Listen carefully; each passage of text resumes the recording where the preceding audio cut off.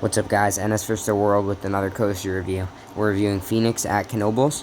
So to start off with some history, it opened in the 1940s as Rocket at Playland Park in Texas, and it operated for a couple decades there.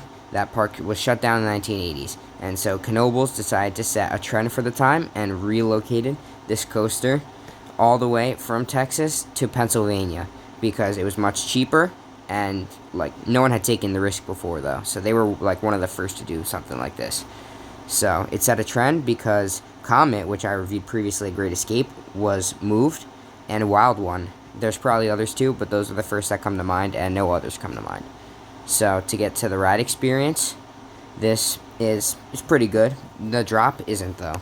In the back row, I did not get a front row ride on this. The back is a dud. Like the drop, you don't get airtime at all.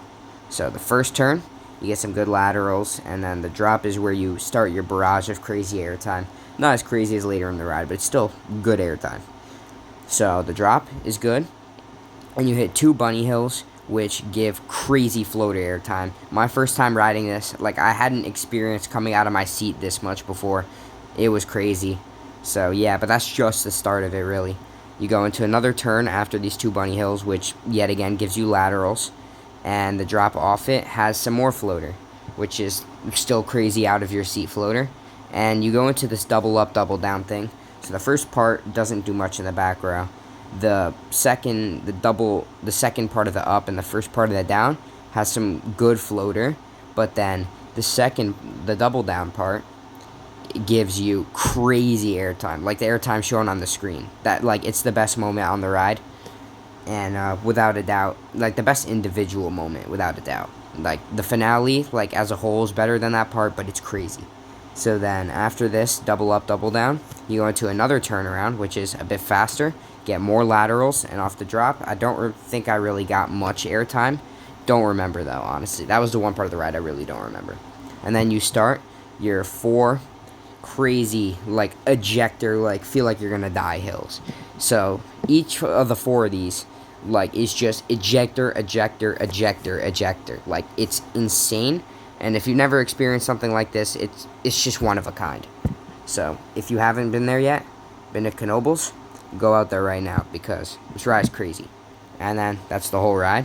You go into like a turn with the skid brakes, I'm pretty sure they're called, where it slows you gradually. So yeah, that's the whole ride experience. And so I want to compare this ride to Comet at Great Escape because after I did Comet a couple days ago as of recording this, it was just such an elite wooden roller coaster, like, that I've thought of Phoenix after this. Not really because of the actual airtime moments, but just because of how good the ride was. Because Phoenix is a really good classic wooden roller coaster. So yeah, like, Comet has the same laterals as Phoenix, and it has a lot of floater airtime like Phoenix does. Phoenix is like, a lot of people say it's ejector, which I said it was as well, but it's more floater that lasts for so long that you go like 2 feet out of your seat. So yeah, it has floater in that similar way. Like Comet has more individual moments. Like it has like 10 moments of just straight floater coming out of your seat. It probably has more. Like, I don't even think I'm counting right, because Comet's a really long ride. Like, it's a bit longer than Phoenix, but to get back to Phoenix, because that's what we're reviewing, Phoenix has the more quality airtime, and that's why I think Phoenix, personally, is better.